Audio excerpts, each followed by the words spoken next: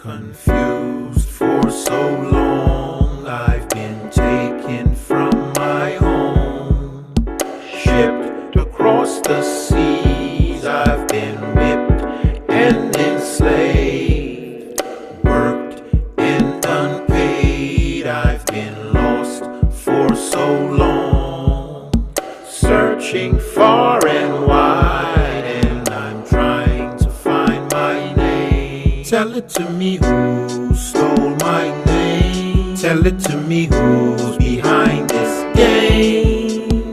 Who stole my land? Tell it to me, who's behind this plan?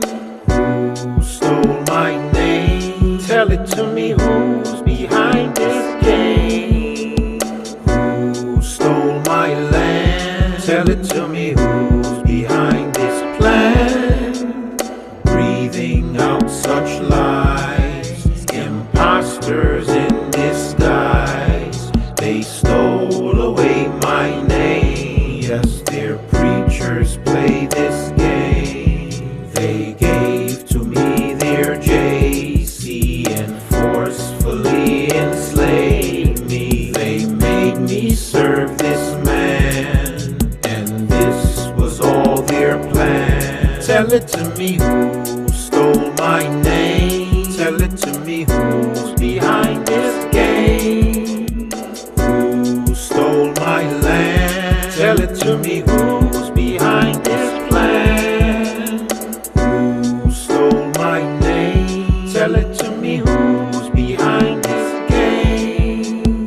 Who stole my land? Tell it to me, who's behind this plan?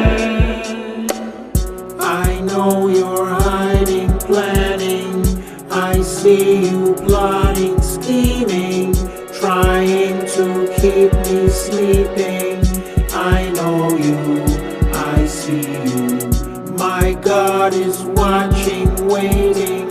He hears me pleading, calling. I'm changing and returning. I'm rising. You stole my language and identity. They dress and try to be like me, claim that they have freed me, but yet they still deceive me, teaching me their Bible, their Savior and disciple. They've thrown away their whips and replaced them with their tricks. Tell it to me, who stole my name? Tell it to me, who's behind this game? Who stole my land? Tell it to me, who's behind this plan? Who stole my name? Tell it to me, who's behind this game? Who stole my land? Tell it to me, who's behind this game?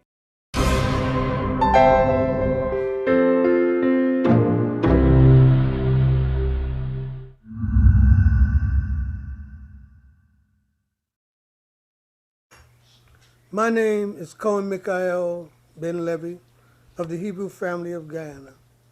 The aim of these dissertations is to cause the true house of Israel, who have been without knowledge of themselves for countless generations, and who are now being awakened by the God of the universe to better serve our Creator. It is our hope that by reacquainting this awakening black nation with their laws and former history, it will hasten our return to our true identity, thereby acknowledging our ancient ancestors. This in turn will allow us to know our Father's God and prepare us to stand together to meet the terrible day of the Creator that He is now readying for all mankind. May He cause all your minds and hearts to understand.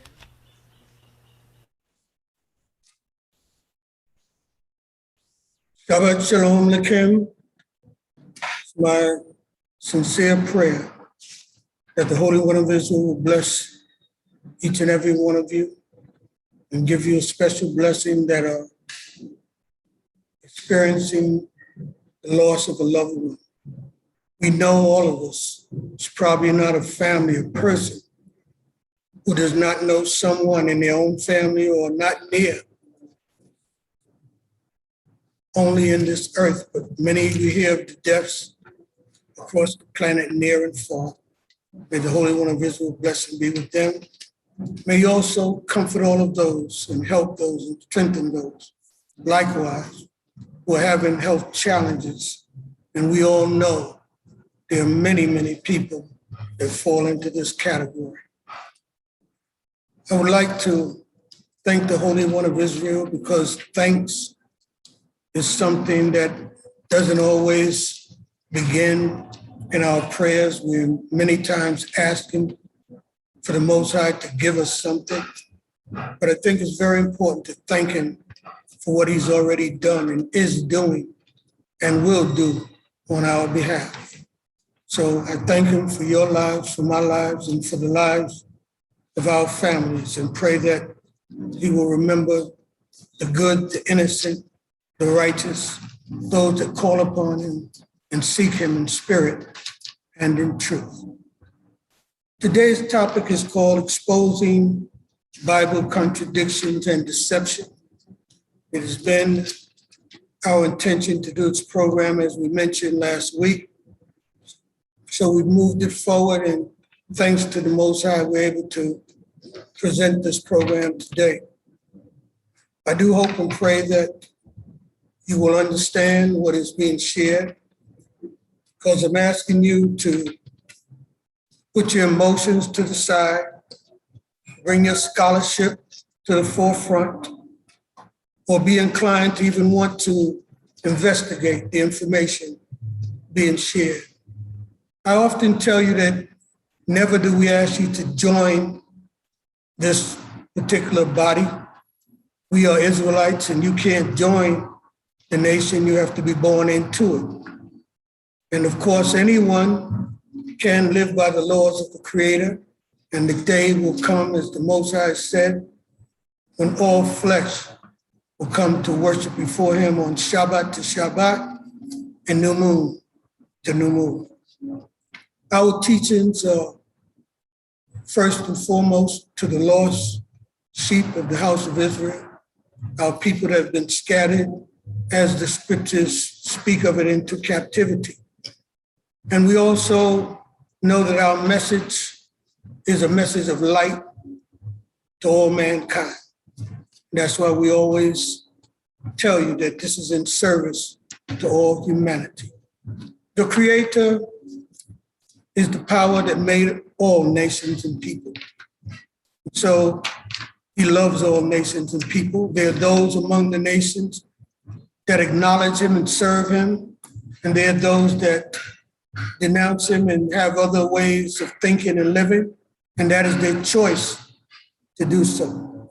The consequences of doing so also is their responsibility to bear if you choose the wrong God. Today, in hope that we will help the many lost souls that are seeking truth, we present a series of programs that will be titled Exposing Bible Contradictions and Deception. This cannot be done in one lesson, because there's too much falsehood that has been put into the Bible. And we must all understand that when we say the Bible, we're talking about two books. And in those books, called the Tanakh, or the Old Testament, the Holy Scriptures, that name is appropriately applied to the first writings in Hebrew that are in the Bible. There's another part of the Bible that was attached hundreds of years after the Tanakh, or the Holy Scriptures in Hebrew, were produced and written. This is a fact that all Christians and any religious person that's knowledgeable would tell you that this is true. Our program is based on presenting facts and information that will help you arrive at the truth. We do not ask you to join our religion. We don't have a religion. We have a way of life, and we're seeking to raise the people that look like me, that have experienced what I and many of my family and families have experienced, been brought from Africa to the Western Hemisphere, sometimes dropped off in the Caribbean, various islands, and then brought up to North America. It was called the triangular trade and slave movement across the Atlantic. And we know that the produce that was produced out of these regions were part of what became an agricultural empire that made America rich, free labor for over 1,400 years. Same thing occurred with the British, who likewise in the Caribbean did the same thing and have been able to, again, reap the benefits of slaves that worked for free under forced labor. And we cannot deny that when we arrived to these Western shores, we were indoctrinated with Christianity. We did not bring Christianity with us on the slave ships. It was here in the colonies when the slaves arrived, and over many years, the missionaries came in with the purpose of indoctrinating us with Christian doctrine. So today I ask you to do as Isaiah spoke in the first chapter. He said, "Come, saith Jehovah, and let us reason together." For the next few weeks, I'd just like you to reason with me and with the scriptures, because I'm representing what the scriptures say. And I'm going to, again, ask you to follow up and check out what is being presented.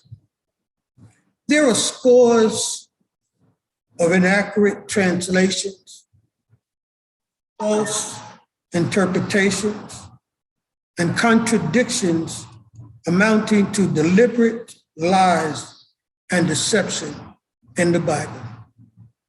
Why do we say in the Bible? Because we're speaking about new versus the Holy Scriptures. And the lies appear in those new writings called the New Testament that's been attached to the Hebrew writings. And now people believe and think that they're both one and that they're connected. This is what our topic is about.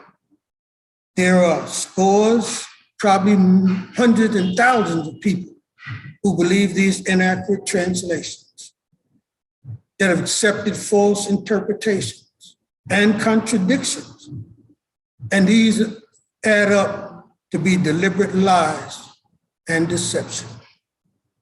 The doctrine and teachings in the Greek writings called the New Testament are opposed to the Torah. I want to repeat that. They are opposed to the Torah. Anyone who says the Torah or the laws have been done away, or the instructions, which is another definition of Torah, teachings, we know that if they oppose these teachings in the Torah, is, again, blasphemous and against the Most High who made heaven and earth. Christianity and its teachings are different. They're not aligned with the words of the Most High, the Almighty, who made heaven and earth. We will show that if we examine the evidence and compare the writings, which we will do over these course of weeks, the Holy Scriptures in the original testimony of Yah will reveal that they are not connected. Any attempt to take the original teachings of the testimonies of the Torah or the Tanakh, the Holy Scriptures, and intertwine them with the New Testament or Greek writings, it is a recipe for confusion. That's why the world is confused today. They've heard two different doctrines. They've tried to merge them together into one, and it's very confusing to people. This is the basis for our title, the very reason why we're exposing Bible contradictions and deceptions. This lesson or these programs are not intended to attack individuals' beliefs or hurt their feelings deliberately with rhetoric. It's not a program of rhetoric. We're producing facts and information for you to receive, accept, or discard. You can even turn the program off right now if you desire, because some people, once they hear that you're not for and accepting Christ and the New Testament teachings, they turn off. I'll show you why they do it, because it's in the New Testament to tell them to do that. But it's also in the Old Testament to tell us to turn them off, anyone who comes with a false god or new laws and statutes. We are told in the Torah to turn them off. I'll show you in the New Testament it's told to turn off anyone that they call an antichrist, and they would probably label me that. But if you take Christ as the anointed, I'm not against King David, he was anointed. I'm not against the high priests in Israel, they're anointed. That's a Hebrew word called Moshiach, as opposed to Christ in the Greek language or Latin language. Trying to give good, clear understanding, taking our time. But some people, they haven't read the whole Bible. They don't know about the prophets of Israel. And they have just learned about the New Testament. So for many people, this is new information. There are many Hebrew Israelites out there that know these things. They've been taught this from birth, and over decades, we've known it throughout our communities. And we must tell you, we give thanks to the Most High, because in the time of Rabbi Matthews, you know, in the 30s and 40s, there was no internet. There was no program that allowed us to have a voice on Channel 7, Channel 2, the major TV networks. You all know that. In the 50s and 60s, Israelites didn't have access like the other religions to have their programs heard all around the world. So we thank the Most High that he's brought about a time where the truth from our communities and our teachings can be shared with people across the planet. This title, Exposing Contradictions and Deceptions in the Bible, these ideas are two different books. You have to know that. And their teachings are different as well, which we'll show today. Christianity, according to Greek writings, the deceptive teachings of the Roman Catholic Church, because you have to realize there are hundreds of denominations and different views of Christianity. I've traveled on many continents, and it's just amazing how many non-mainstream versions of Christianity exist. It's not just the Roman Catholic Church. You had the Protestants who they protested against Christianity according to Catholicism. You have the Methodist Church, and you can find out who those persons are, the brothers that started the Methodists. They had a new method of looking at Christianity. It's called the Methodist Church. And you can look up John and his brothers who formed it together. I don't want to tell you everything. I want you to do some of the research. And then you have, of course, all these offshoots in the Caribbean. Trinidad got a religion. They call it faithist religion. Because in Guyana, there's a faithist church. In Trinidad, they got Baptist Christian Church. which is not baptism according to John the Baptist. They got their own version of it. And there are many others with different views. So there's not one version of Christianity, not even according to Christian doctrine. That too is another fact that must be compounded to what we're saying here. The Catholic Church, no one can deny. That's the mother of all Christianity. If you're a Christian, the Catholic Church started it all. And let's understand this. We're talking about also the Byzantine Empire in 325 or so, 21. Constantine started the Eastern version of what we know as Christianity. And then there was the church in Rome. They disagreed even on whether God was one or even a Trinity, 3 in 1. They had a council that came together to discuss that issue. I'm not going into all the details. The Nicene Creed, just go read it and it'll share more information on what I've just spoken about. At the age of 19, I'll never forget, I was very confused. And I know there have to be many, many people like me that today, this is over 50 years later, and people are still confused, even more confused than I was when I was 20 and trying to figure out and understand the Bible. Who is God? What's the right thing to do? People kept knocking on my doors. Jehovah's Witnesses, would you join the church? When you go out on the road, Elijah Muhammad, Muslims was there, follow the Elijah Muhammad. Then you look up, there's a Sunni Muslim saying, no, follow the Eastern way, the Hadiths, and follow Muhammad. Again, I was just 20 and confused. I wanted to know what to do. I was lost. And I'm sure there are many people out there just like me, millions of them.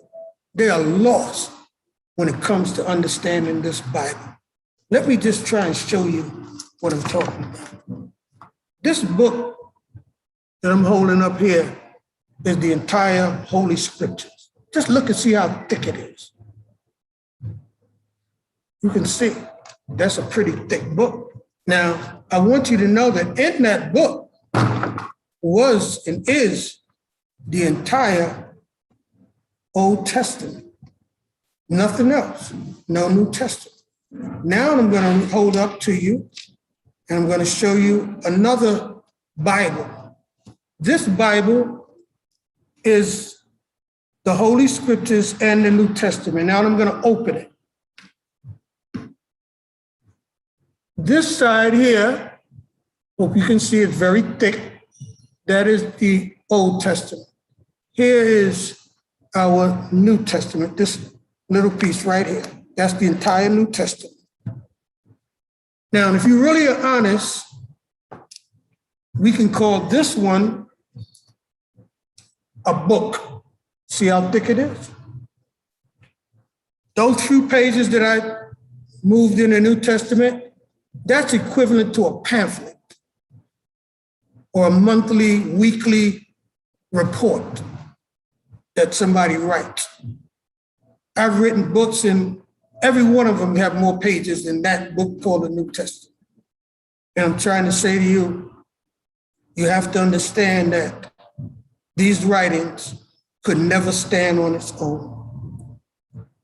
When I was that young person looking for the truth, I was a person that my mother sent me to church practically every Sunday morning. I missed a few, but I was diligent.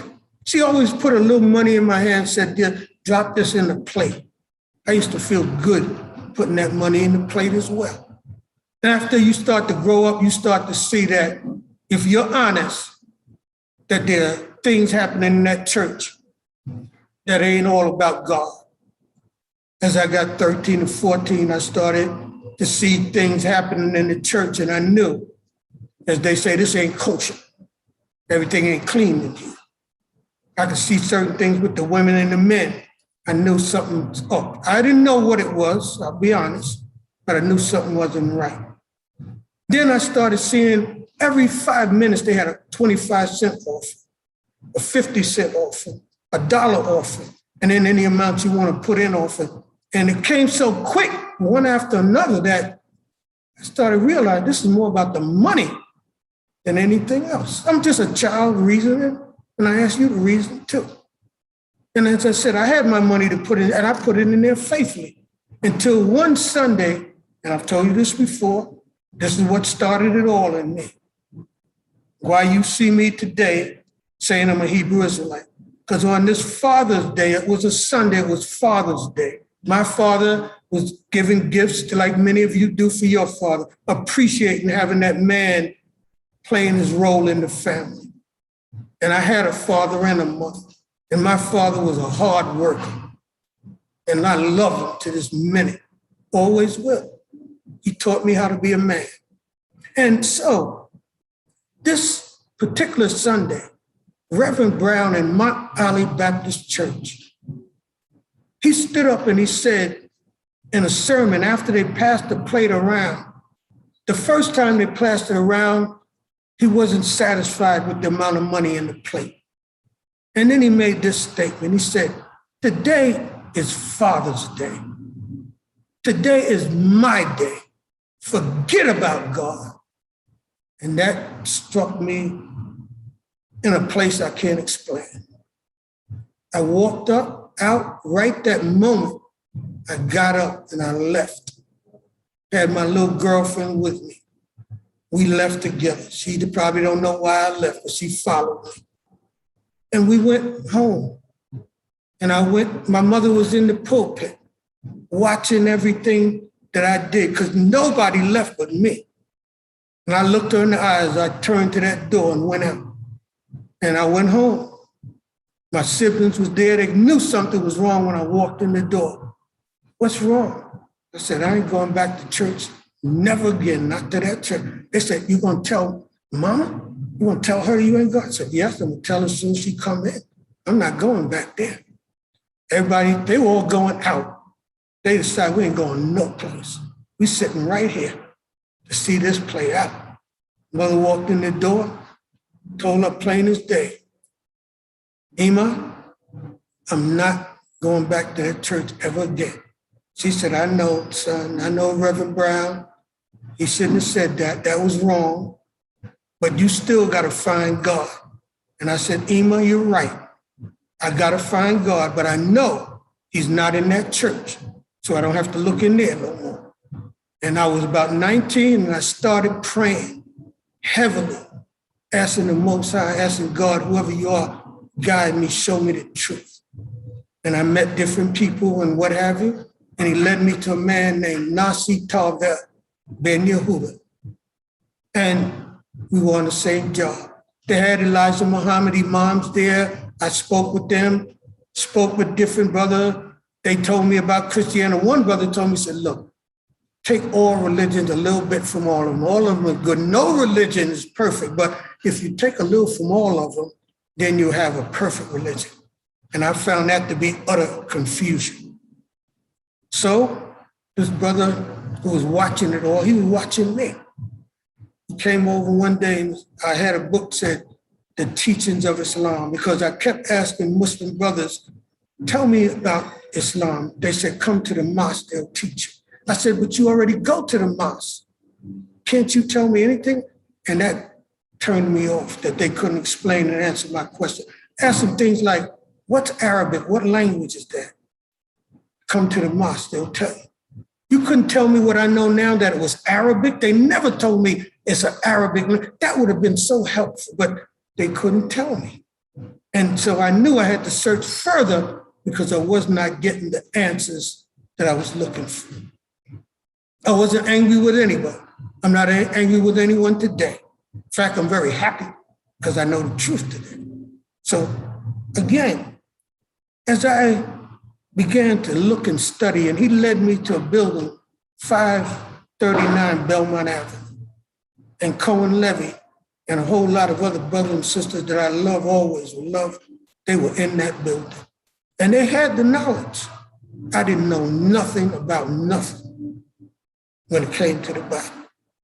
And I went in that place and I sit and listened, and they made the most sense of anything. I'm gonna tell you what Nasi Tavel said to me that made me open up and look at life totally different. Maybe it'll help someone out there. He asked me a question that I'm gonna ask you. What are you looking for?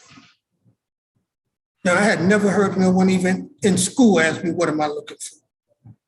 And then my answer was, I'm looking for the truth. Then he says to me, which one of the truths are you looking for?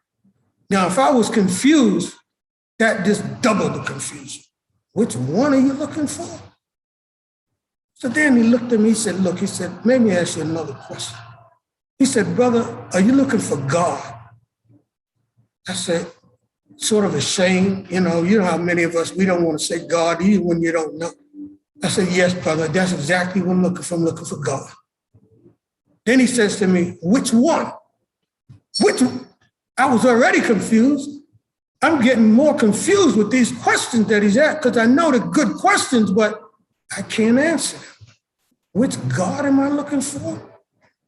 How many are there? It's my question in my mind. I'm not saying that to him, but I want to know how many gods are there. And then finally, he says to me, he says, look, he says, brother, do you know where you came from? What's your nationality? And I was just standing there. I had never heard of what nationality asked a black man before. Like, I didn't even know black people had a nationality. So now I'm sitting there and I'm trying to figure out what is he talking about, a nationality. So then he said to me, are you British or English? And now I get it. Oh, no, I'm not. I know I'm not from England. He said, maybe you're from France. I said, and French is your original language. I said, no, brother, I'm not from France. Then he said, maybe German. I said, no. I realized I'm a college grad. I had common sense. I knew that I wasn't European. So he said, you think you came from Africa? I said, yes, I'm definitely from Africa. He said, where in Africa are you from? What's your nationality? Then I can help you. He said, because whenever you know your nationality, you get everything else with it. You get your God, your food diet, you get your culture, you get your everything, how your forefathers think, you get your language, you get your history. Oh, now it's making sense. But I still don't know where in Africa I came from. I can't get to this nationality thing, which I'm sure there's many of you out there, you know, if you're honest, you don't know your nationality.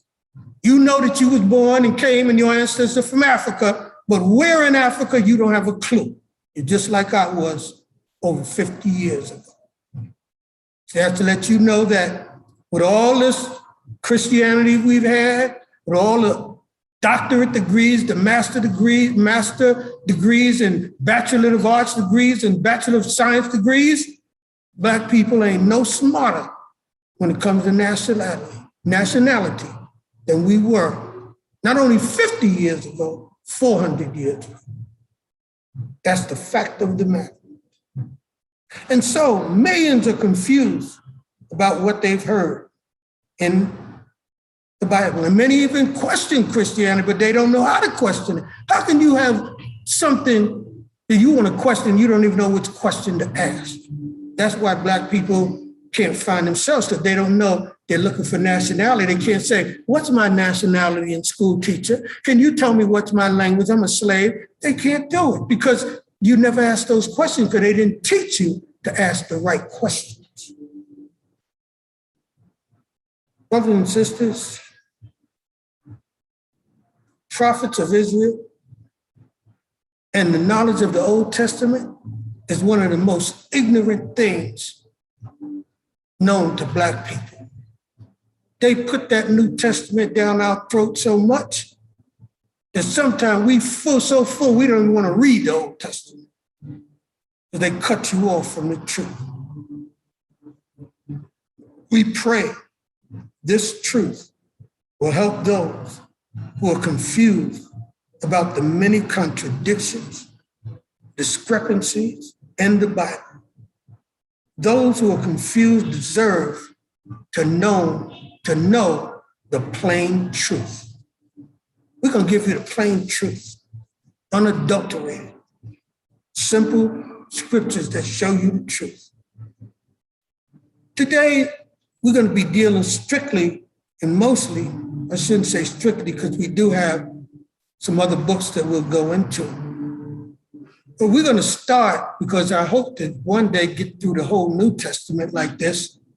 So the most appropriate thing to do would be to start in Matthew, the first book.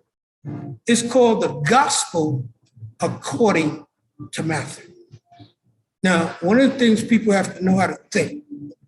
When someone says, this is a gospel, and the gospel means, if you understand what gospel means, because that's another thing, people don't know a lot of times what these definitions mean.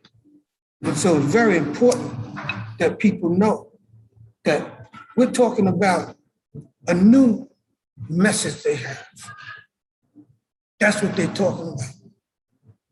This new doctrine that has appeared according to Matthew. Whenever I say, okay, the police find 3 people that saw an accident. One is called A. We can call him Abel. Second one is called Ben. And then, as I said, the one is called Charles. Abel saw it, Ben saw it, and Charles saw it. But they all saw different things because everybody sees it from a different perspective. In the case of Matthew, Mark, Luke, and John, you have to understand the same thing. One is the gospel according to Matthew, his view, how he saw it, his perspective. Another is the gospel according to Mark and how he viewed it from his angle. Another one's the gospel according to Luke, how he saw it. And then the last one is the gospel according to John. Those 4 writers form the historical part of the New Testament according to their gospels and according to what they believe to be the story of JC. The question has to be asked, did Matthew ever meet him? No. Did Luke, Mark, or John ever know him? Nope, there's no evidence to say they were among the disciples. In fact, when they list the disciples, those men are not in there. And think about it now. We have to understand history. At the time of Christ, there was no New Testament.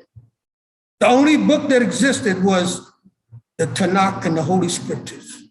That's a fact. The New Testament was not even written during the time of Christ. It was written after he died. So anything that they say, because there are lines in some Bibles that are read, they said this is when Jesus spoke. But you have to remember, that's hearsay. Just like this gospel, according to Matthew, is hearsay. It didn't say, thus saith the Lord God. So it's Matthew's view. Then the next question I want you to answer is, Matthew a person that we can identify? The answer is no. I'm a historian.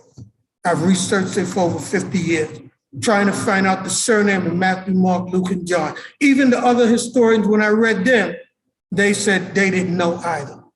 Nobody knew. Now I'm going to read you what my Bible dictionary says about the gospel according to Matthew. This gospel was written by the apostle. Now let's think about that.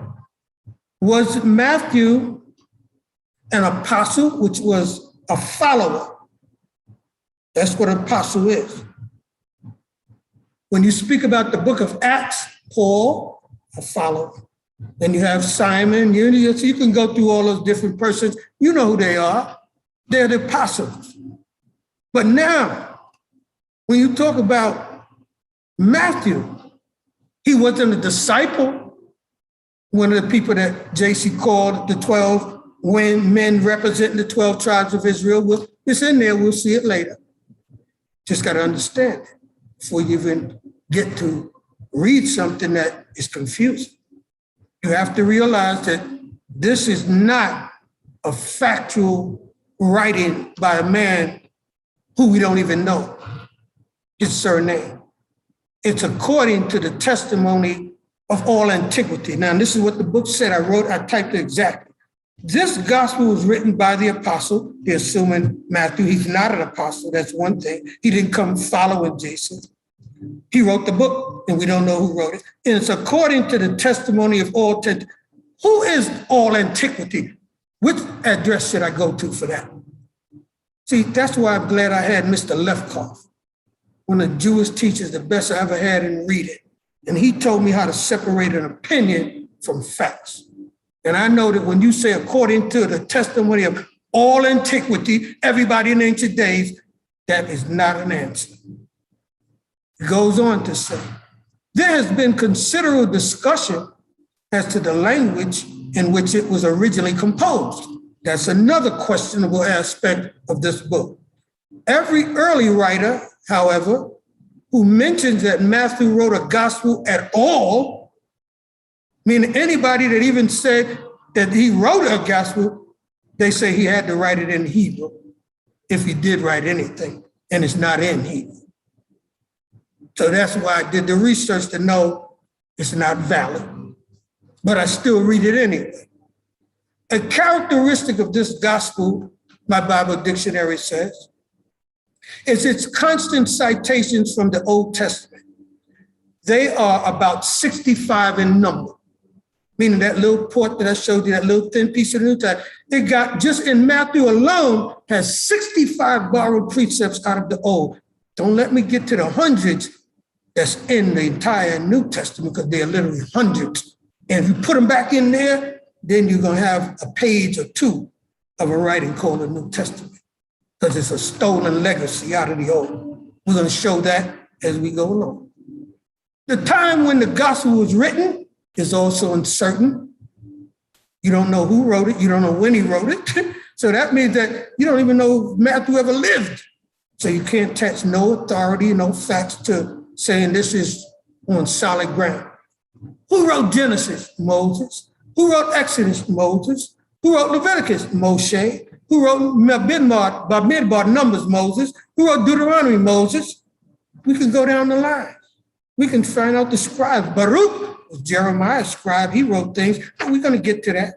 We're just trying to teach people who may not know these facts, just so they can reason with a sound mind. The time when the gospel was written is uncertain. Nobody don't know when Matthew, it could have been written 100 years ago. And Matthew, who don't exist, we don't know who he is, he don't know nothing about him. Could have been written by somebody in the clergy. More than likely somebody. Could have been written by a Jew. I don't know, but listen to this statement out of my Bible dictionary. The most probable supposition is that it was written between 50 and 60 AD. Supposition, supposed to be that time. Oh, again, it's not factual. It was written for Jewish converts. No, that's confusing, because I was told that the New Testament was to save the Gentiles. That's why they wrote it, to save the Gentiles who was ignorant. The Israelites knew it. It ain't for us.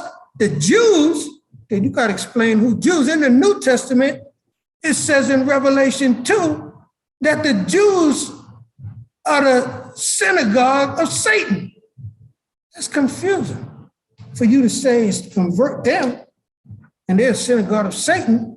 And don't make any confusion. Jews and Israelites are not the same. It was to show the Jews, to show them JC of Nazareth as being the Messiah of the Old Testament, whom the Jews was expecting, because you got to remember this. The Jews are still waiting on that Messiah that's supposed to raise up in Springfield, Queens, right off of 225th Street. There's a burial place there where they buried the Lubavitch, and there are people there standing around right now. They've been there for years, waiting for him to raise up out the grave from the dead. Now, Please don't believe me. Do your homework. Check out the facts that I'm presenting. There are traces in this gospel of an occasional superseding of the chronological order, which means the chronological order is takes the place of real chronology. It's replaced. It's not accurate. Let me read it again. There are traces in this Gospel of Matthew of an occasional superseding of the chronological order. It's not always that way. Its principal divisions are, for Christians, a lot of people out there don't know this. That's why I'm giving you the background. So you can know that every chapter tells you what it's about. We're going into these chapters. The first division, chapters 1 to 4, deal with the introduction of the ministry of Christ.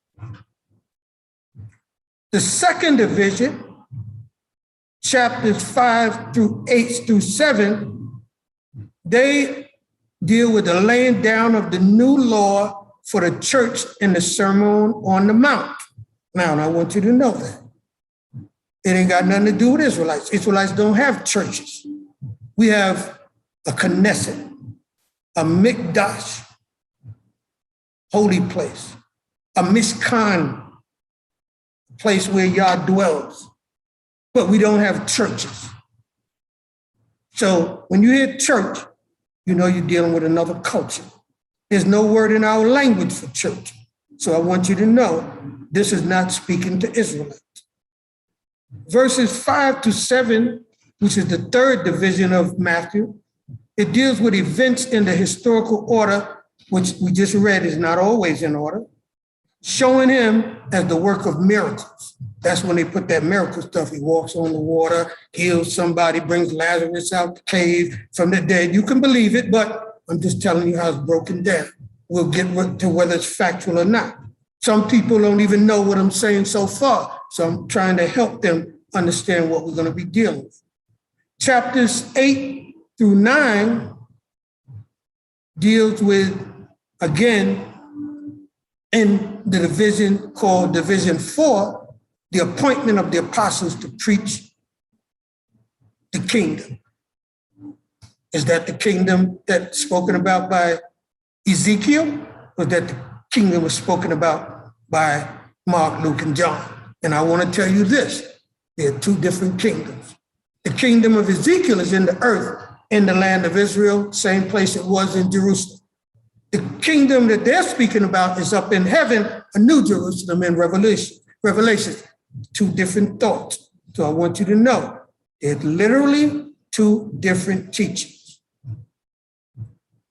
The next section, chapter 10, which is division 5 of Matthew, it deals with the doubts and the opposition excited by his activity in diverse minds. Well, who are the diverse minds? People that disagreed with him.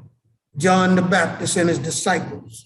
That's right in there. John goes and asks, he says, if you're not the one, are you the one, or should we wait for somebody to come? Because what they were hearing and seeing, it didn't mess good with John and his disciples, the men that were taught by John the Baptist.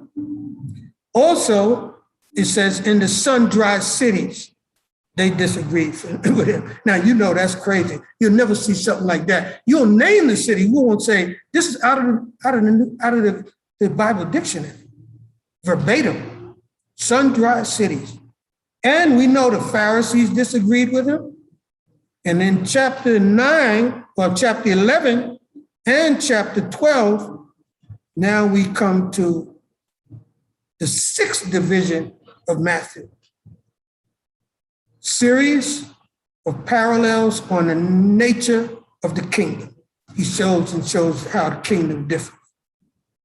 In the 13th chapter, which is the seventh division of Matthew, similar to chapter 5 of the first division, these sometimes it repeats itself, the effects of his ministry on his countrymen, on Herod, the people of Gennesaret, the scribes, and the Pharisees, and on the multitudes who he feeds. You're going to see what happens when you read those chapters, how the crowd begins to question him in the opposition. The 13th chapter, verse 53 to chapter 16 is the part that deals with the 12th. And of course, the 8th revelation in the division is the revelation to his disciples of his sufferings in his instructions to them thereupon. And in chapter 18 to 30, verse 35, and to chapter in section 11 of the division, we deal with events of a journey to Jerusalem. Entrance into Jerusalem in 20, which is again another section, division, and the resistance to him there, meaning that people resisted him, denunciation of the pharaohs, he denounces them in chapter 21. In chapters 23, we get the last discourse. JC, Christ, as Lord, this changes it up now. He becomes like God when you get to that part of Matthew. And he is the judge of Jerusalem and also of the world. Now, when you get another person become the judge of Israel and the world and not Yah, you know something has been changed tremendously and you've been tricked. And of course, this is the one they have every Sunday before you get to Easter Sunday, and that's called the Passion and the Resurrection. That's in chapters 26 to 28, where they string him on the cross and all of that stuff, and they make a big, serious sadness of you seeing what they do to him and crucifying him. And so that's the total summation of what the book is about in Matthew. We're going to go to other books, and we're going to go to Matthew over a course of time, but today we're going to primarily show him, because I believe this. If a lie starts out, or a person starts out lying, I mean, if you start out, the first thing come out of your mouth, first few sentences, the first paragraph, first discourse, you start lying, the truth can never be told because you started out lying from the very beginning. You weren't honest. And I will show you that starting in the very beginning of Matthew 1:1, the facts are not accurate. I will expose the contradictions, the deception, and how this lie has been strategically put together by someone who cleverly has read the Old and the New Testament. It couldn't have been a Gentile, because they were coming up into just finding out what's going on in the world. Somebody had to tell them in school and use the book to make up this story like this. I know, because only way you notice when you read both of them, then you know it's a skilled person that knew the Old Testament and put this lie together. We're going to start unraveling this lie, exposing it by dealing with, first of all, let's start with Genesis, the first verse. That's the beginning of the Bible. And then we're going to look at Matthew, the first chapter, to see how both books begin. They're two different books made one. The Old Testament Holy Scriptures, the Tanakh, and the New Testament Greek writings made one. We're separating them and comparing them. It says, "In the beginning, God created the heaven and the earth. Now the earth was unformed and void, and darkness was upon the face of the deep. And the Spirit of God hovered over the face of the waters. And God said, and God saw the light, that it was good. And God divided the light from the darkness. And God called the light day, and the darkness he called night." Leave it right there for me, please. If we all look, this is over 6,000 years ago, that very line. We have to put a timeline on it. All historians know that man has not been on this earth over 6,000 years. You can go back to Egypt and they'll tell you how long ago Egypt was here. And you know that if Egypt goes back 3,000 or 4,000 years ago, that you know Moses lived during that time. The timeline that we have comes from this book you call the Bible, because this is the historical document that shows you how the first man and woman got into the earth, called Adam and Eve, or Kawa and Adam and Eve. This also tells us the whole earth, that in the beginning, it was all darkness. We had not even a sun and a moon yet. There were no stars in the heaven. And the Most High said, let there be light. Now they're going to start telling you in Jesus' time, you're going to see in New Testament Christian doctrine, they're going to start talking about light and darkness later on. Not now, but as we go into, just remember this, because they're going to use this trickery to make you see that the light is JC and that the people who don't see him are in darkness. That's how they twist it around on us. We're exposing the lie. That's the terminology that's going to come up as we continue to investigate this evidence between these two books. It goes on to say, and there was evening and there was morning one day. That's the first day ever in existence. A few minutes. Let's look at how the heavens got formed. And God said, let there be a firmament.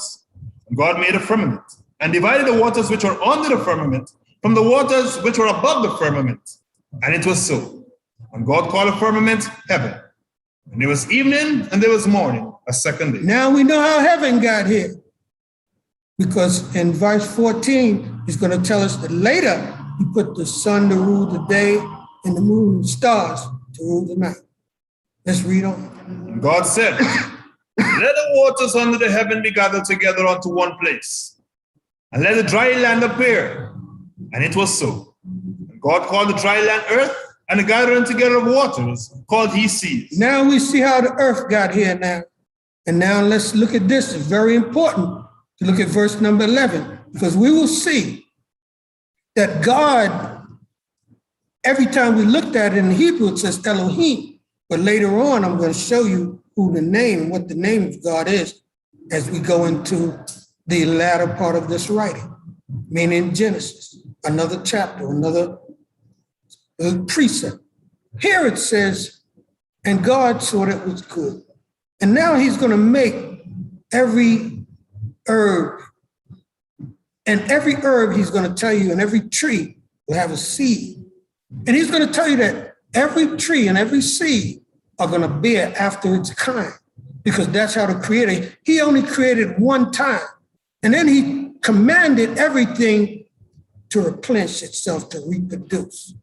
So therefore, when man is made, he has to be fruitful and multiply to get himself to be more. So it is with all the animals. But the key phrase is that everything after its kind. Let's read on.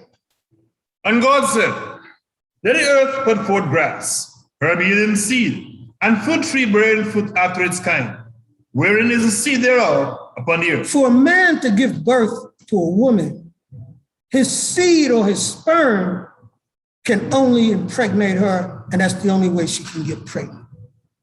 She cannot just say, I want to get pregnant, think pregnant, and get pregnant. It's impossible. That's what God is telling you right here. Everything I made reproduces after its own kind. If you forget that, then Christianity can trick you. Remember, the Most High doesn't change. If he changes his words, it will confuse us, and then he can't hold us accountable. That's why he said, don't add nothing to it and don't take anything away. I've given you the full truth. You don't need anything else. You don't need nobody coming from overseas. He says that in Deuteronomy. You don't have to send anybody up to heaven to fetch it and bring it back. He said it's nigh unto you. It's in your heart and it's in your mouth. Read on. And it was so. The earth brought forth grass, herb yielding seed after its kind, and tree bearing fruit, wherein is the seed thereof, after its kind. And God saw that it was good. And there was evening and there was morning, a third day. And that's what I want you to know. Read line 14, see where those light came from. And God said, Let there be lights in the firmament of the heaven to divide the day from the night. Let them be for signs and for seasons and for days and years. Let them be for lights in the firmament of the heaven to give light upon the earth. And it was so. And it's so today. That's how we determine a week, a day, by that sun going up, going down, and it repeats itself, and we get days and we get weeks. And so we all know that this is truth. Let's go down, if you would, to same chapter, verse 24. Genesis 1, verse 24. And God said, let the earth bring forth a living creature after its kind, cattle and creeping thing, and beasts of the earth after its kind. And it was so. Everything was to reproduce after its kind. He goes on and he says, and God made the beasts of the earth after its kind, and the cattle after their kind, and everything that creepeth upon the ground after its kind. Just like it was a cow brings forth a cow and not a sheep. A sheep brings forth another sheep and not a goat.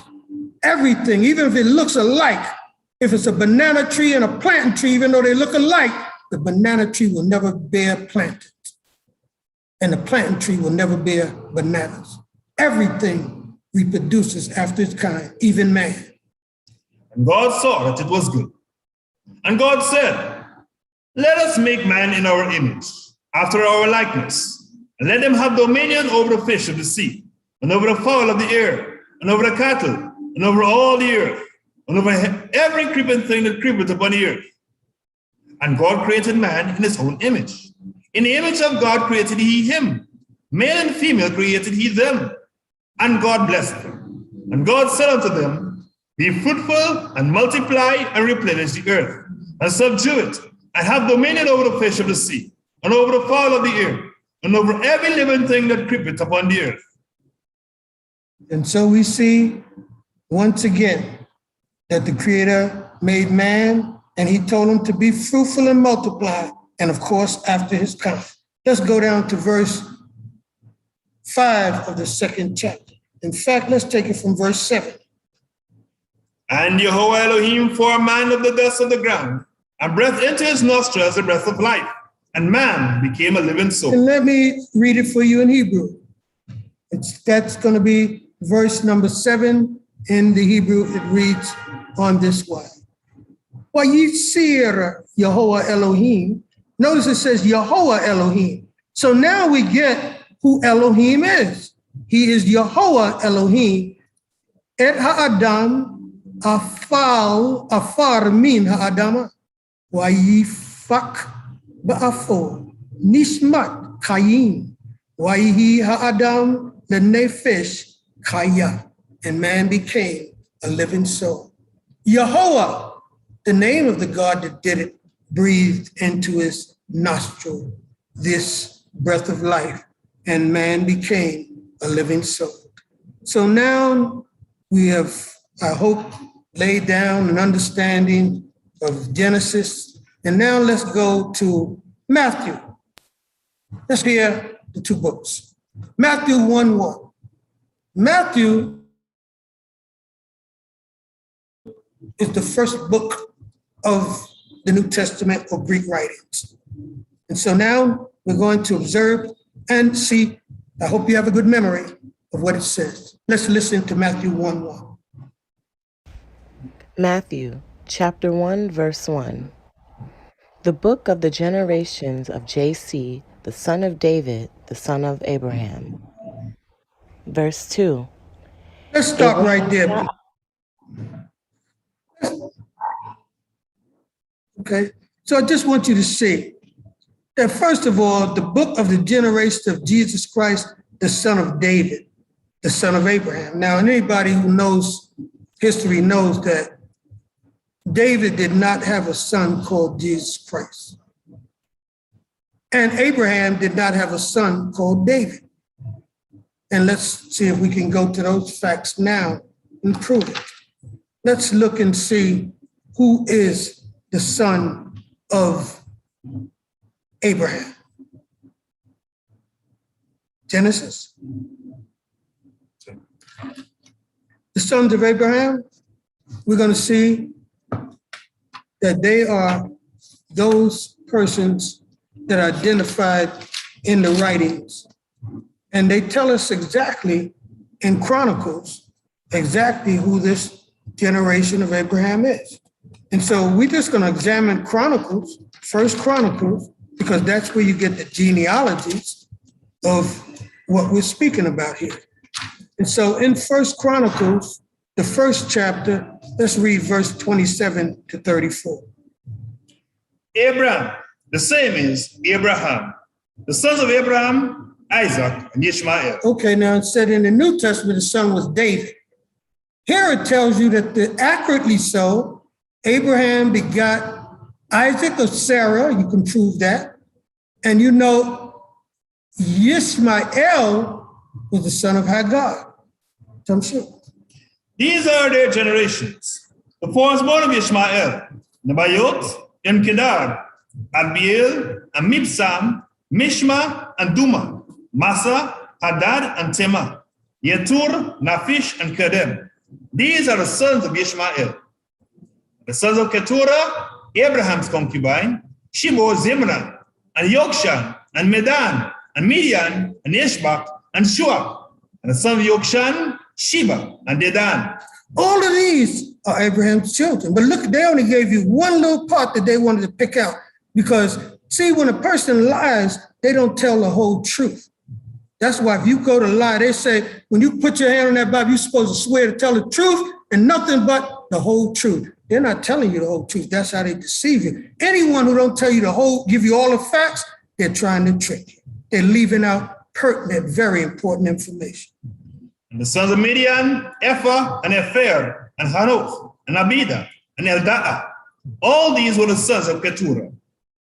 And Abraham got Isaac, the sons of Isaac, Esau. See, now they named Isaac. Look how they named Isaac. And they told you, they said Abraham begot Isaac. But it's again, he didn't beget David. That's almost 1,000 years after Abraham died.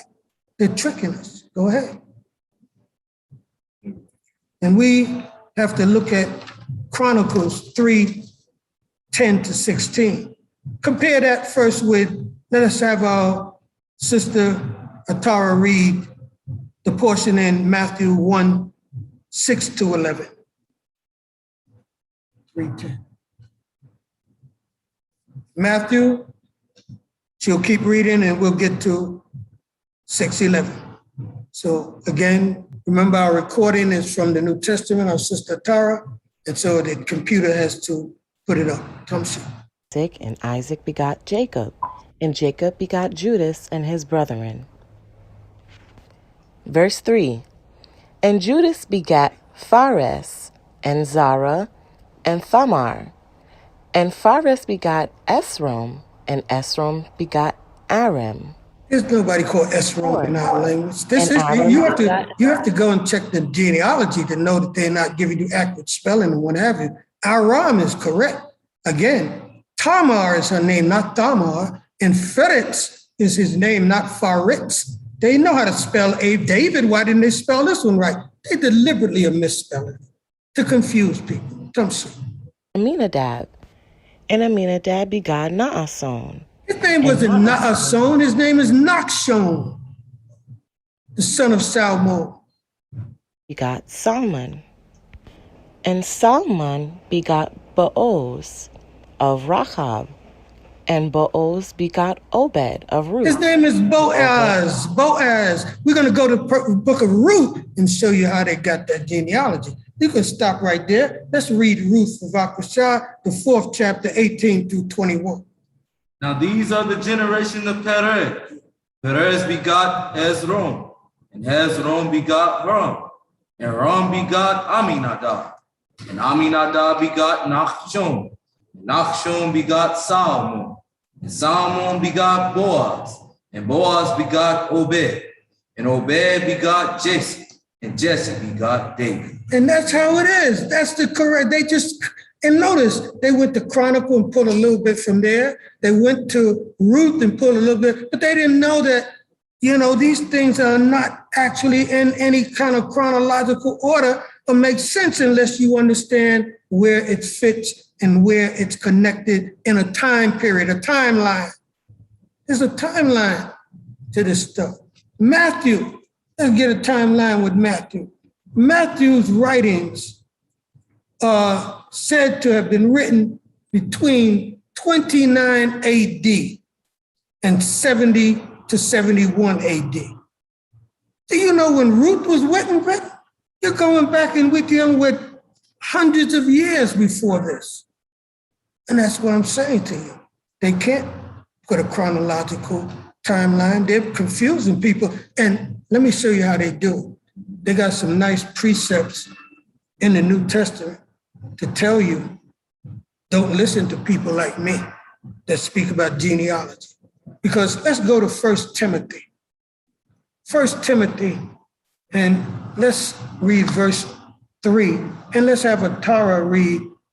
First of all, we'll come back to Matthew, but let's have a Tara read for us. Again, 1 Timothy verses 8 through 11, but we're going to have our reader here read verse 3 first. Chapter 1, verse 3. And of course, what it's going to tell us is this. See, the New Testament was very smart. They told you that whenever anybody comes, speaks against the Christian Savior, that he's an antichrist. Don't listen to him. They even tell you that anybody starts to read with genealogies and start to see and speak about genealogies, don't listen to him. Because speaking about endless genealogies just leads to a bunch of confusion, they said, because they don't want you to deal with genealogy.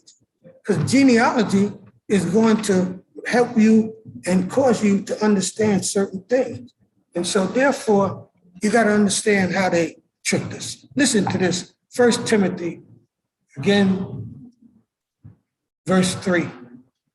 As I besought thee to abide still at Ephesus, when I went into Macedonia, that thou mayest charge some that they teach no other doctrine. Don't teach nothing but Christianity. And he's talking to Europeans, the people of Ephesus. Remember, that's in the Greek Isles.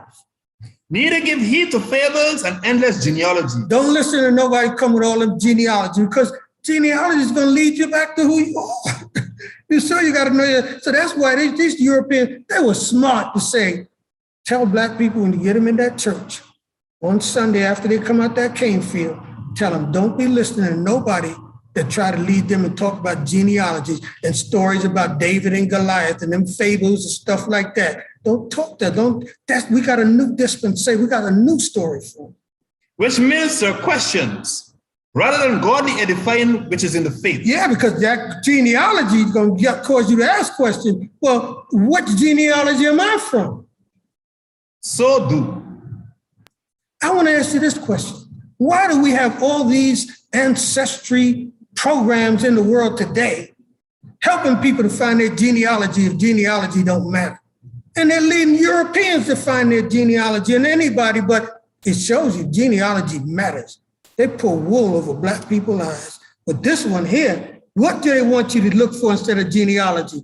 Religion. Which religion? Christianity. That's all it's about. You have to be able to think and understand what we're showing you. So again, we're saying that this genealogy ain't true and that we're telling you a lot of things that they've told us, they're just not accurate. So we have to understand. Let's listen to more of Matthew, and then we'll listen to some music and then continue in our dispensation. Genealogy. Matthew is laying it down. Is it a true genealogy? No, it isn't. Where did they get it from? Places throughout the Old Testament. Back to Matthew 1 of Akashah. I think Atara was somewhere around verse number 3 or 4. We're going to let her read it through, and then I hope you can remember the precepts. The book of Matthew. Obed of Ruth, and Obed begot Jesse. Verse 6. And Jesse begot David the king, and David the king begot Solomon of her that had been the wife of Urias. Urias is his name, in case you didn't know. They know it. They just want to put that there. But they're trying to make you relate to certain names so you think there's a connection between the old and new, when in actuality, there's none. 7. And Solomon begat Rehoboam, and Rehoboam. Rehoboam begat Abiah, and Abiah begat Asa, Why did they get Asa right? That's his correct name. and Asa begat Josaphat, and Josaphat Jehoshaphat. begat Joram, and Joram begat Ozias. His name is Jehoshaphat, if you go and check Verse it 9. out. And Ozias begat Jotham, and Jotham begat Achaz, and Achaz begat Ezekias. Verse 10. And Ezekias begot Manasses, and Manasses begot Ammon, and Ammon begot Josias. Verse 11. And Josias begot Jeconias, and his brethren about the time they were carried away to Babylon. Verse 12. And after they were brought to Babylon, Jeconias begot Saaltiel, and Saaltiel begot Zerubbabel. Everybody remember, everybody's begetting someone. And Zerubbabel begot Abiud, and Abiud begot Eliakim, After and their Eliakim kind. begot Azor. Verse 14. And Azor begot Sadok, and Sadok begot Akim, and Akim begot Eliud. Verse 15. And Eliud begot Eleazar, and Eleazar begot Matan, and Matan begot Jacob. Verse 16. And Jacob begot Joseph, the husband of Mary, of whom was born JC, who is called Christ. Now, can't you see how they stuck it in there on you again? Here it is again. They stuck it in. 14. So all the generations from Abraham to David are 14 generations. And that's not true either. Unto the carrying away into Babylon are 14 generations. That's not true either. Go Carrying check away generation. into Babylon unto Christ are 14 generations. They have to bring him into the story. This is the beautiful part. Verse 18. Lie. Now the birth of JC was on this wise. Let's stop right there. Let's stop it right there. This is where the lie begins. From verse 1 of Matthew down to verse 17, everybody begot somebody else. They're now saying to you, the birth of JC is on this wise. What do we mean on this wise? It's different. It's not the same. And you either going to believe this lie, this is where the belief comes in our teachings. We can't believe this. It goes against the Creator and what he's taught us in Genesis. Everything begets after its kind. Listen to how they put this lie on us. Mary was espoused to Joseph. Before they came together, she was found with child of the Holy Ghost. Okay, stop it there. First of all, a child by the Holy Ghost? Nobody can have a child by ghost. He told you it has to be a man with a sperm, with a seed in order to get a baby. These are Greek Europeans, and I want to ask you, can we believe them? That's like, should you take the vaccine or should you not take it? That's how confusing this is. And you know what they're telling you to do. Believe in the vaccine and in the science. Just like they told you to believe in this here too. But people are dying from that vaccine shot, aren't they? You better think, it says. Verse 19. Then Joseph, her husband, being a just man and not willing to make her a public example, was minded to put her away privately. Let's break that down. There's a law in the Torah that says that if a woman is engaged, betrothed to a man, espoused to be his wife, they're engaged, but she gets pregnant by some other man, that man and that woman ought to be put to death. The woman committed adultery. The man is an adulterer. She's the adulteress. Joseph, they said, to be just. Just means righteous. So instead of Joseph saying, look, to the authorities, the Levites, and to the soldiers, and to the police, my wife is pregnant by somebody else. He, according to the Greek writing, says Joseph didn't do that. He took her away privately, snuck out of town with somebody else's baby, because he supposedly, according to Matthew, was told that she's pregnant by the Holy Ghost. And I'm telling you, Abraham would have never swallowed that lie. David would have looked all over to cut that Holy Ghost up in 1,000 pieces. If you understand the Torah and its teachings, and it has nothing to do with trying to insult anyone. That's our culture. You stone a person that did this. And that's why he snuck out of town. So you can understand Hebrew teachings as opposed to the Greek writings. What any one of you men out there would do, if you've been courting her for 3 years, 4 years, 5 years, just before you're about to get married, she says, look, this baby is by another brother. Are you going to say, well, so the people in the town don't be humiliating me and you? We're going to go down to Baltimore out of New York and have the baby. And that'll be a righteous thing. I'll make sure they don't stone me. You think about it. I told you. Let's reason together. You use your logical mind. Verse 20. But while he thought on these things, behold, the angel of the Lord appeared unto him in the dream. He didn't come to no conclusion. Somebody told him. Thou son of David, fear not to take unto thee Mary thy wife, for that which is conceived in her is of the Holy Ghost. It wasn't a Hebrew wrote that. He never would write nothing like that. We don't deal with ghosts and familiar spirits. It's in the law. It's a law. We can't do it. But the Greeks can. If you want to believe what the Greeks say, you're right. But I'm just telling you, you can't be a Hebrew. Yesterday, I met 3 young men that passed me on the road. And they walked over to me and they had on their shirt, Israel in Christ. So I said, Shalom Aleichem, Shalom Ka. He said, Shalom. I said, he couldn't say anymore because he didn't know the rest of the Hebrew, only knew Shalom. They were young boys, probably 21, 22. And I know they were confused. I could look at them when I started to ask them questions. But they were going around teaching people.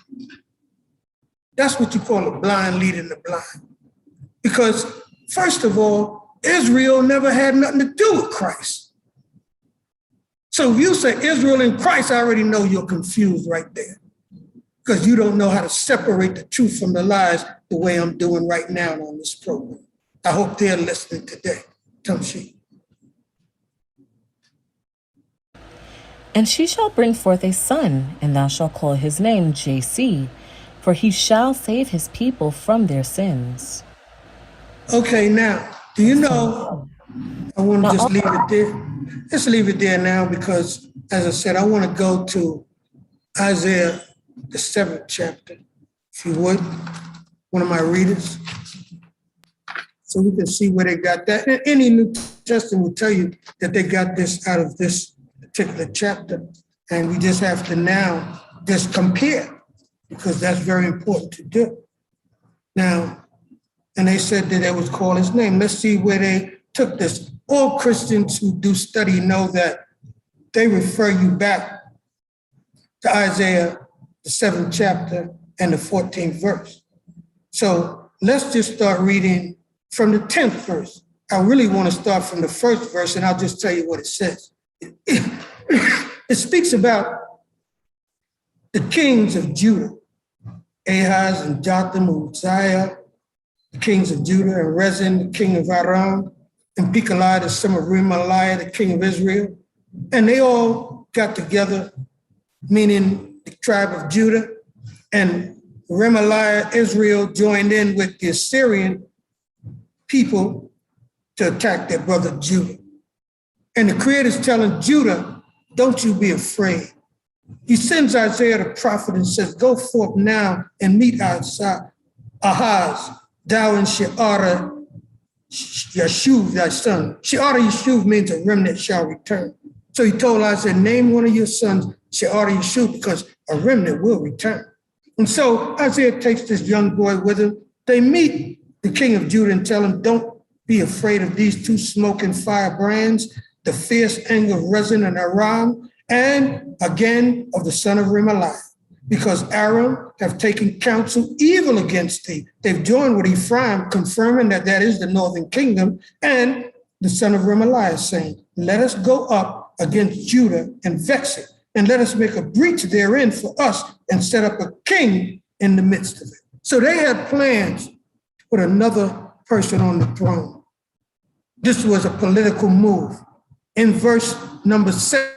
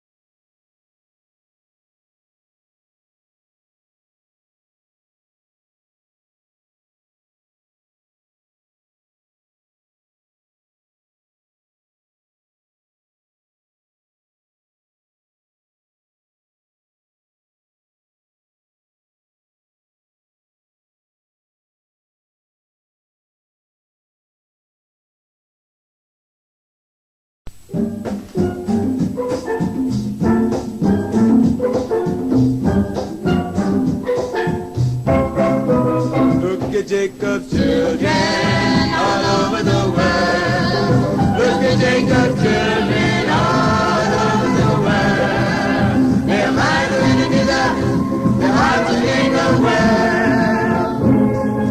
Jacob, you better wake up all over the world. Look at Jacob's children all over the world. Look at Jacob's children all over the world. Their minds are in together, their hearts are in the world. Jacob, you better wake up all over the world. Jacob tried for farming all his strangers' ways. Work and play at night now, sleeping in the day. His total confusion, like living in a haze. Jacob, you better wake up all over the world. Now we star in movies, beating up the man. But in a stark reality, we're scared to lift a hand. There's no sign of justice if you're black or tan. Jacob, you better wake up all over the world. As for the law of Moses, we have clean forgotten. Shrimps fry in the frying pan and pork is in the pot. Aches and pain and sickness, that's our weary lot. Jacob, you better wake up all over the world. Our father Jacob, he had 12 sons. Don't care for usurpers, we know we're the one. Thanks to God Almighty, but forget about the sun. Jacob, you better wake up all over the world. Look at Jacob's children all over the world. Look at Jacob's children all over the world. Their minds are in together, their hearts are in the world. Jacob, you better wake up all over the world. Now we be in Guyana to find a place to live, to see another black man with a lot of love to give. Thanks to God Almighty, for His word is truly true. Jacob, you better wake up before you through. Look at Jacob's children all over the world. Look at Jacob's children all over the world. Their minds are in the desert, their hearts are in the world. Jacob, you better wake up all over the world.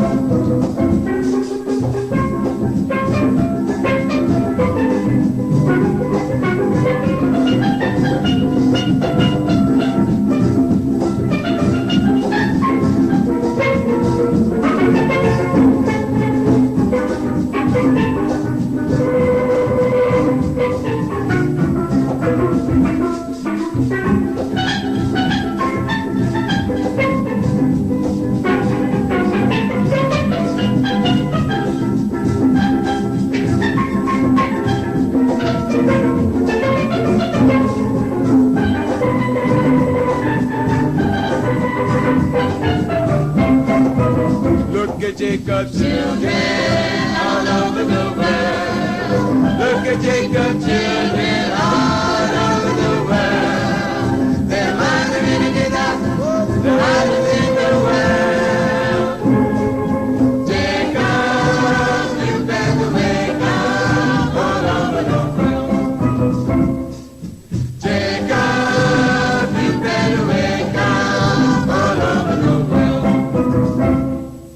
Jacob, you better wake up all over the world.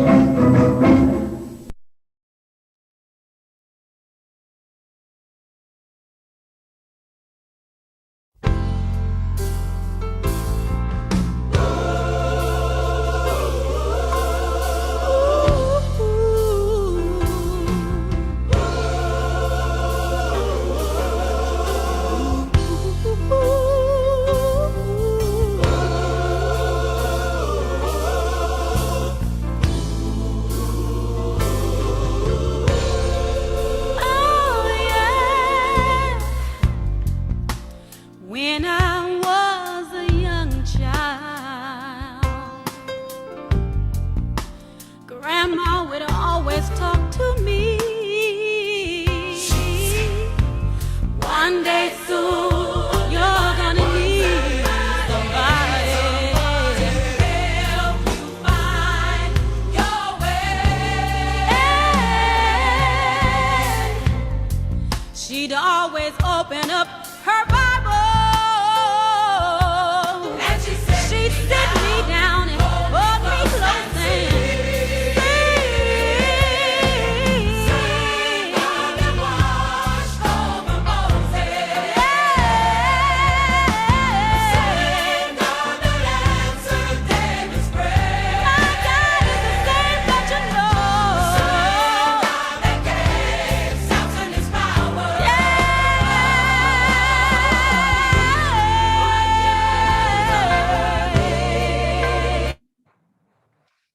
Brothers and sisters, I can't explain why I was cut off, but I have reasons to think why I was. Can't know for sure, but hope that it hasn't taken away from our program today. I was about to tell you that in verse 10 of chapter 7 in the book of Isaiah, we find these words, which will reveal the name that this prophet Isaiah said will be the name of that son in 700 years before Christianity would be born.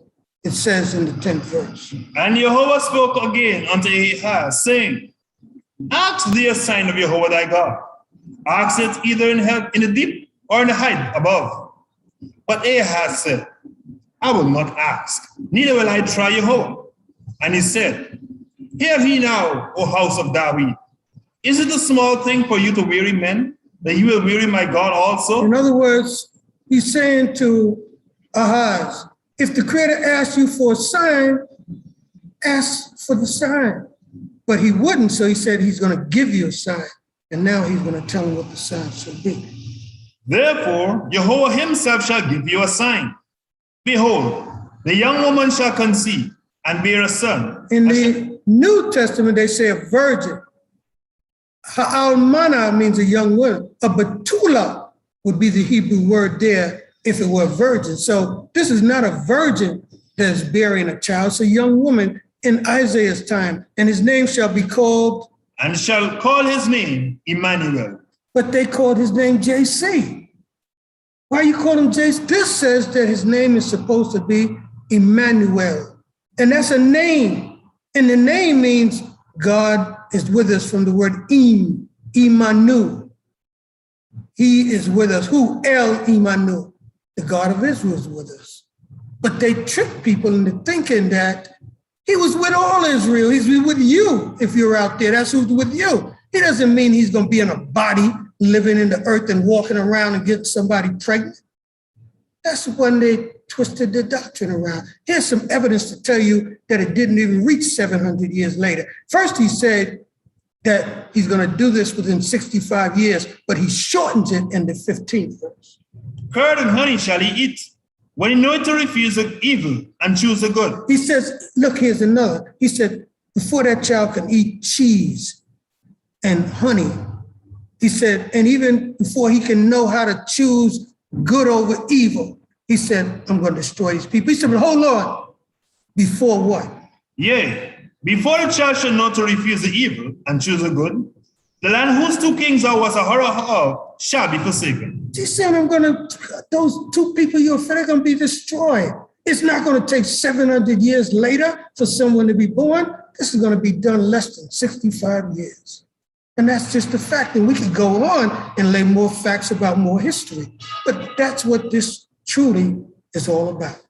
And that's what we have to understand. Let's go back and understand, again, another point. Let's go to the book of Luke and have our sister, maybe for our last precept, read his genealogy on this same topic.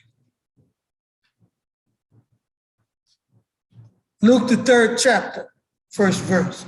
This is another one. I'm seeing it from his own perspective. What genealogy does Luke see in the 3rd chapter and the 23rd verse? As they put it up, we're having some technical difficulties. I don't know. They're not only our own. People are giving us technical difficulties. Luke chapter 3, verse 23. This is his genealogy. He himself began to be about 30 years of age, being, as was supposed, the son of Joseph, which was the son of Heli. Let's listen to that. Was supposed to be the son of Joseph? Suppose I said your father's supposed to be your father. That's supposed to be your mother. We don't. No, David's father and every Abraham's father, we know it, is in the what we call the absolute. This is supposed to be. They don't know what they're talking about, and neither should you. That's why it's confusing. And look at the genealogy, how confusing it is. 24. Which was the son of Mathat, which was the son of Levi, which was the son of Melchi, which was the son of Jonah, which was the son of Joseph. I don't know how many Josephs they have in the Bible, but I'm telling you, it's a lot of them. Which was the son of Matthias, which was the son of Amos. Amos is a prophet, by the way. Nathan, which was the son of Esli, which was the son of Nagge. Esli, they meant Haggai, but they switched that up. Here's another Joseph, the second one. Which was the son of Ma'at, which was the son of Matthias, which was the son of Semi, which was the son of Joseph, which was the son of Judah. Here's another Judah. You're going to get a lot of Judahs in Joseph. 7. Genealogy.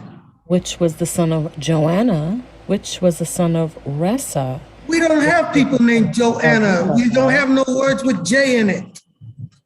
Was the son of Saaltiel, which was the son of Neri. Supposed to be Yerubaal, Shealtiel. They're messing them all up deliberately. Which was the son of Melchi, which was the son of Adi, which was the son of Kosam, which was the son of Elmodam, which was the son of Er.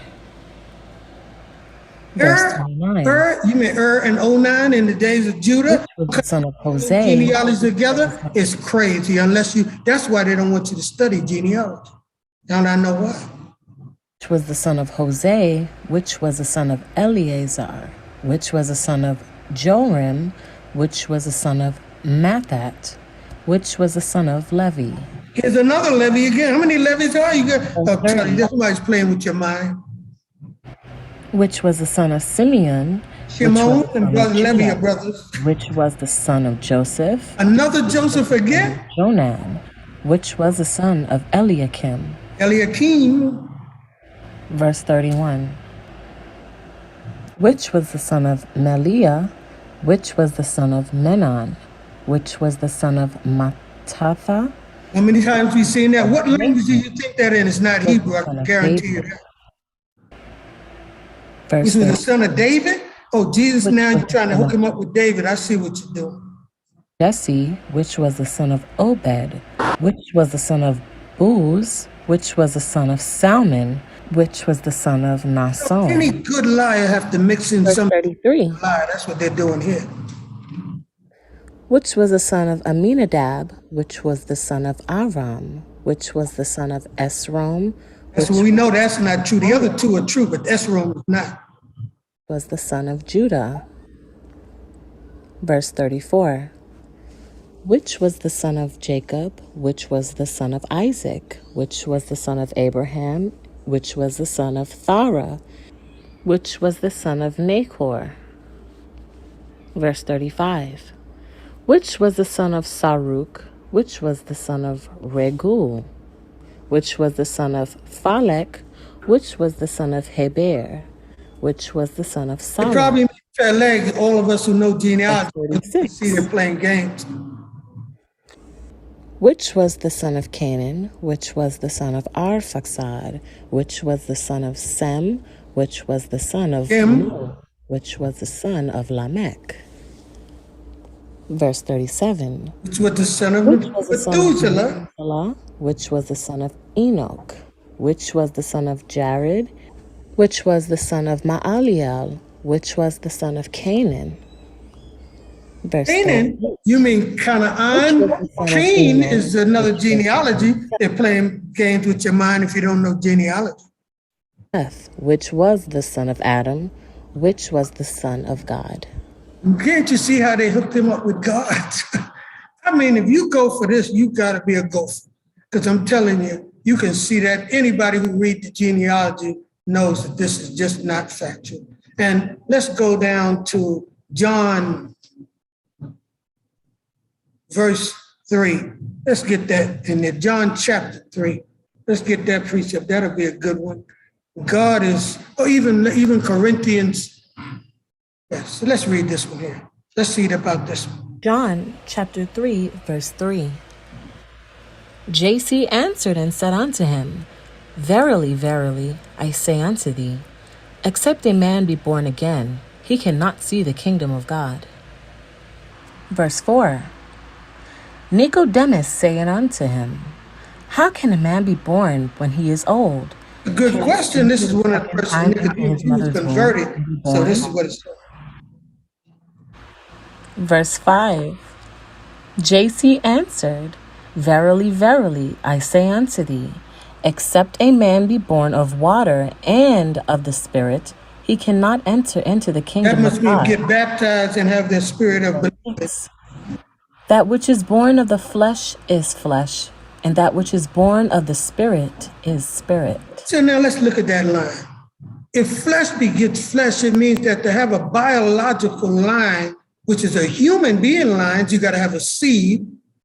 You can't have an angel, which is spirit, or the Most High, which is a blasphemous idea to get a human being pregnant. It just doesn't fit in the order of the maker of heaven and earth. We use these precepts to show you how the Bible contradicts itself. The genealogies are not matching. Next week, the Most High willing, we're going to show you all the other places, many, many more, where it just doesn't add up. People have deceived us using our own book, and they've taken us out of our book to read their book, and then told us what they want us to know about our own history, culture, language, and way of life. That's what Christianity mounts up to.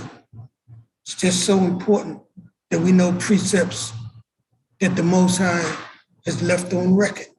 That's why you got to know the Old Testament and understand our writings. Let's take Isaiah again, 166 for our chapter. Isaiah 66 chapter and 24th verse. Isaiah 66 chapter, 24th verse. It says, And they shall go forth and look upon the carcasses of the men that have rebelled against me. For their own worms shall not die, neither shall their fire be quenched, and they shall be an abhorring unto all flesh. 24. Okay. And it shall come to pass that from one new moon to another, and from one Shabbat to another, shall all flesh come to worship before me, saith Jehovah, in Isaiah 66, 24. And 20, it's read the whole thing. And it, Isaiah 66, verse 23. And it shall come to pass that from one new moon to another, and from one Sabbath to another, shall all flesh come to worship before me, saith Jehovah. And they shall go forth and look upon the carcasses of the men that have rebelled against me. that have turned to other gods. For their own worm shall not die, neither shall their fire be quenched. Their seed will not live.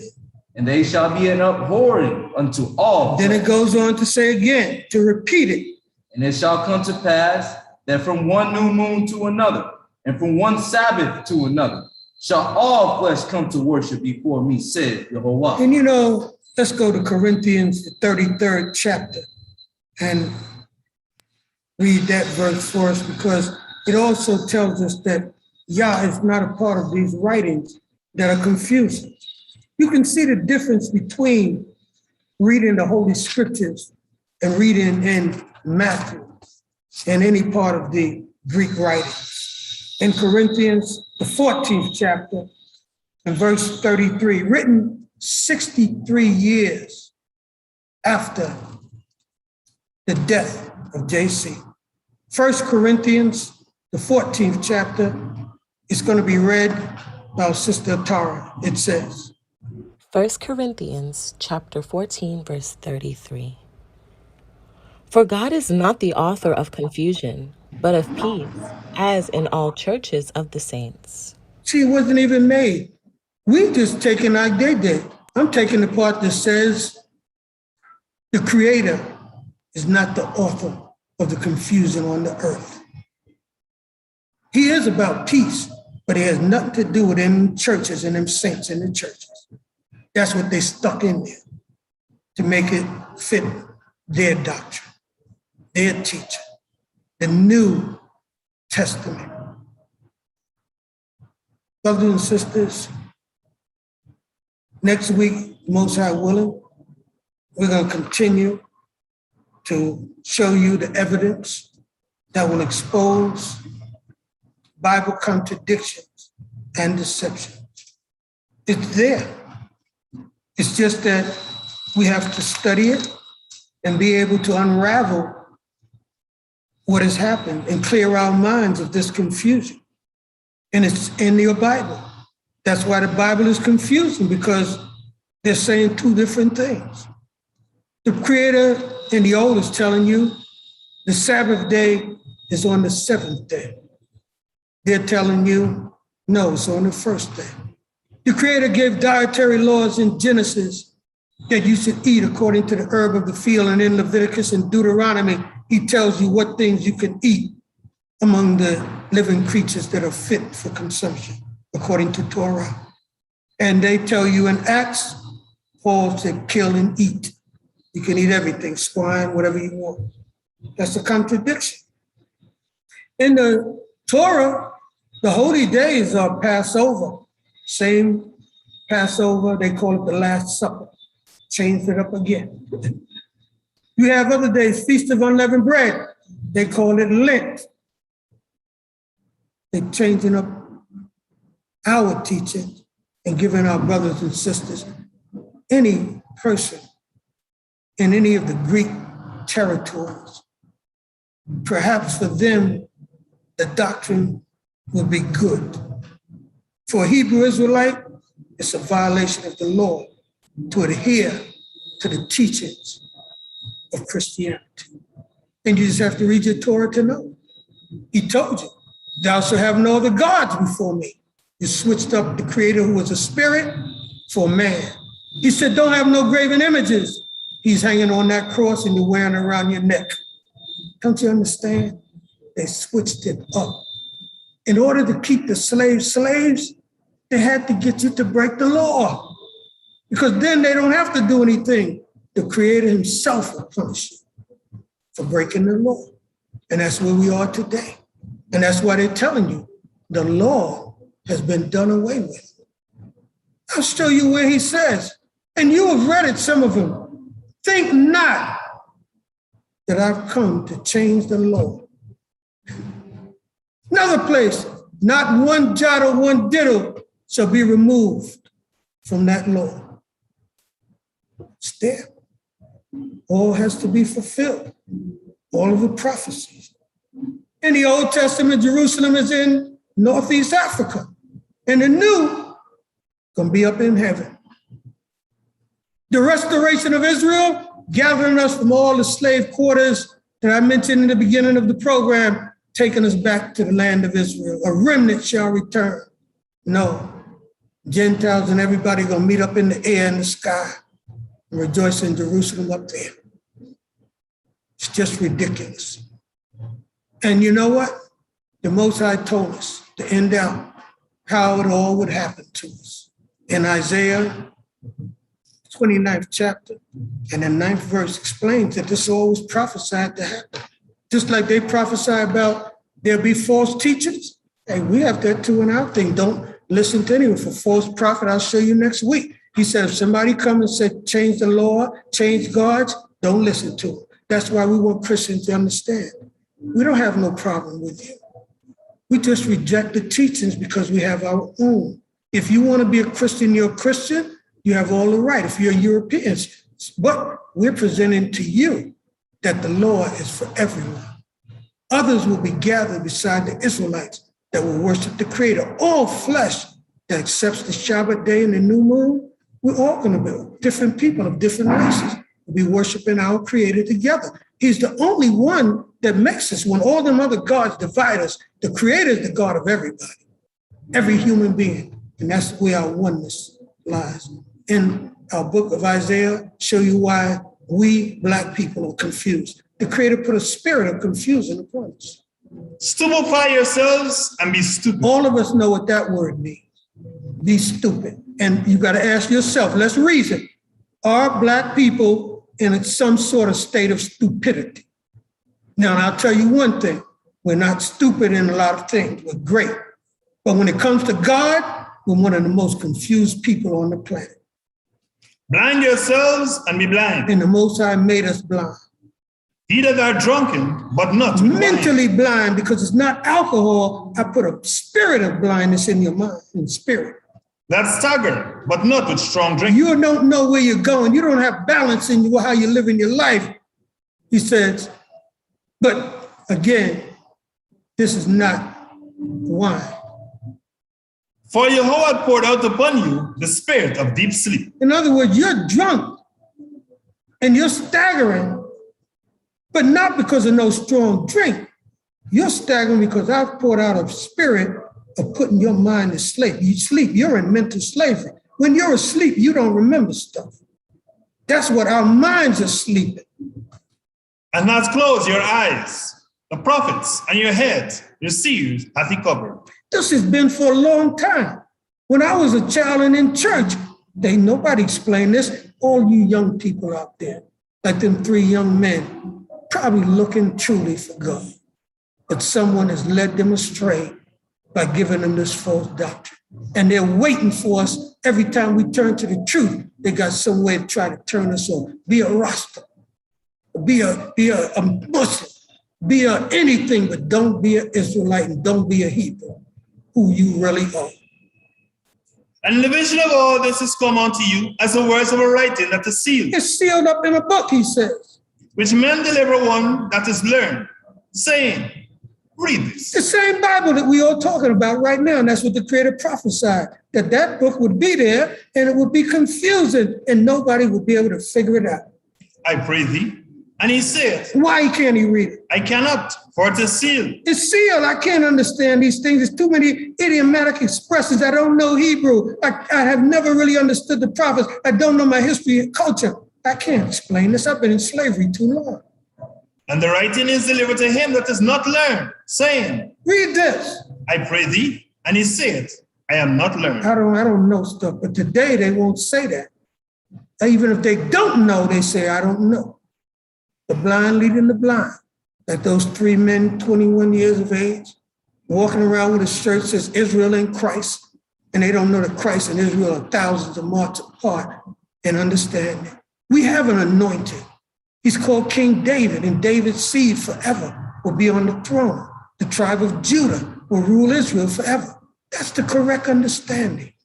So I hope at least what I would call today was probably just an introduction, because we really didn't get into the meat of what we want to say about this subject, nor the precepts that we have to share with you. I do hope and pray that you understand As my teacher, Cohane Levy, would say, you don't have to believe it. You don't have to agree with it. But just tell me that you really understood it. It didn't confuse you. You knew that what I showed you was right there on the pages, and we'll be all right with that. Because I know that then the Most High can judge it, because he said, tell them whether they hear or whether they forbear. Whether you agree and do it, change, or whether you disagree and don't do it and don't change. You have to hear the truth. This is the time of it, and it will be presented to the planet. As I am doing on this program, and if you turn to all the other programs, the prayer line, Shema, DCB, any of the programs coming out of the temples that I know, is Beni Adat, Shalom, and others, I can't name them all down in Philadelphia, all in Atlanta, Georgia, they're all across the United States. People are saying the same thing that I'm saying. And there are people saying the opposite. Can you discern who's telling the truth? Can you discern right from wrong? Can you discern the truth from the lie? That's the question that you must answer. May the Most High bless you, bless your families, bless you with wisdom, with knowledge, and with understanding. Yivareka Yaho, Yishmareka, Yair Yaho Panayo, Aleka Wikuneka, Yisa Yaho Panayo, Aleka, Wayasim, Laka, Shalom. May Yahweh bless thee and keep thee. May Yahweh cause his face to shine upon thee and be gracious unto thee. May Yahweh lift up his countenance upon thee and give thee peace. So shall he cause the priest to put his name upon the children of Israel, the Cohane, and Yah will bless them. Hallelujah.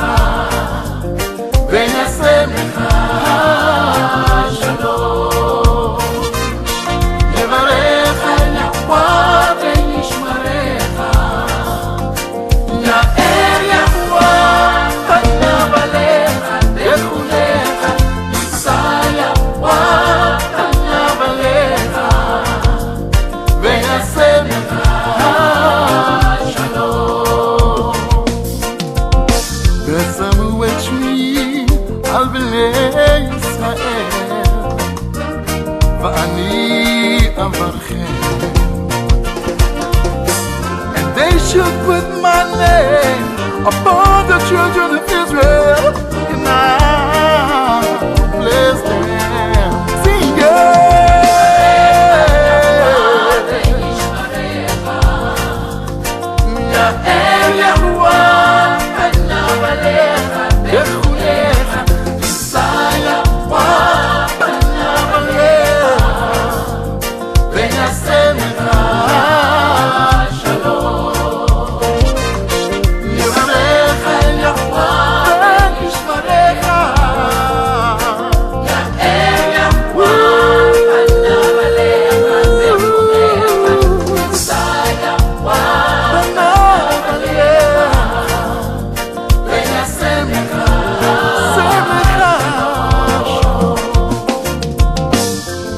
Family to among Israel so